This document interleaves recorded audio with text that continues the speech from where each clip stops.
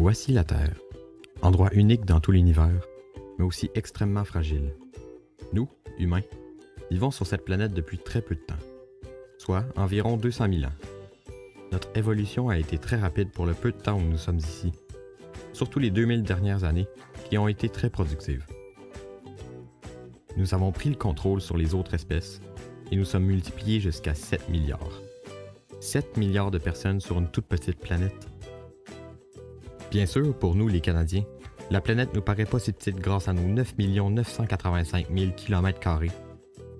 Mais pour d'autres peuples, la vie est pas mal plus serrée. Comme les Philippins par exemple. Les Philippins, ce sont les habitants de Manille, une ville d'exactement 1 660 714 habitants, soit environ la même chose que Montréal. Mais si l'on prend la densité de Manille, qui est le nombre d'habitants par kilomètre-carré, elle devient 8 fois plus élevée que celle de Montréal. Dans le fond, c'est comme si l'espace de vie à Manille était grand comme un terrain de badminton, et celui à Montréal, grand comme un terrain de soccer.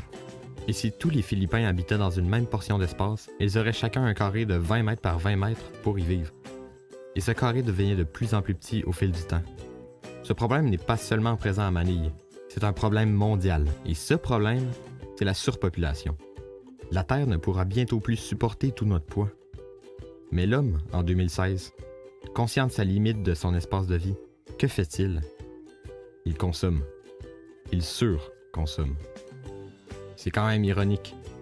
Il y a de plus en plus de monde sur Terre, mais de plus en plus de personnes surconsomment. Mais attention, quand je dis ça, je parle seulement du monde occidental. En fait, l'Amérique du Nord est le maître dans l'art de surconsommer. On aurait besoin de 5 planètes supplémentaires si tout le monde consommait comme les gens aux États-Unis. Le plus dérangeant dans tout ça n'est pas la surconsommation, mais la manière de consommer.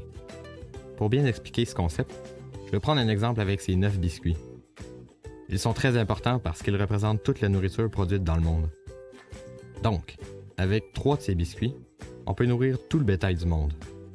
Malheureusement, seulement un de ces biscuits sera récupérable puisque les 2 autres seront transformés en excréments ou en chaleur par les animaux qui les ont mangés. Un autre de ces biscuits sera perdu à cause du développement de l'agriculture, c'est-à-dire le manque d'infrastructures, de moyens de réfrigération, de pasteurisation, de réserves de céréales, etc. Ensuite, 2 derniers biscuits ne s'en rendront jamais dans notre estomac, et ce sont ceux que nous décidons de jeter. C'est ce que la plupart du monde pense lorsqu'on parle de gaspillage alimentaire.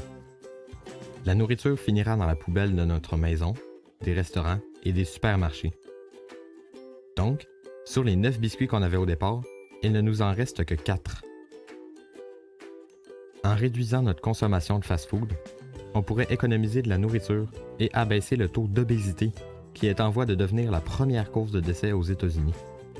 Aussi, acheter des produits locaux permettrait d'éviter les pertes de nourriture qui ont été endommagées à cause du transport, en plus d'encourager notre économie. En résumé, je pense qu'il est impératif de prendre conscience que ce que nous léguons aux générations futures est très important et qu'il faut commencer dès maintenant à décider de notre avenir commun.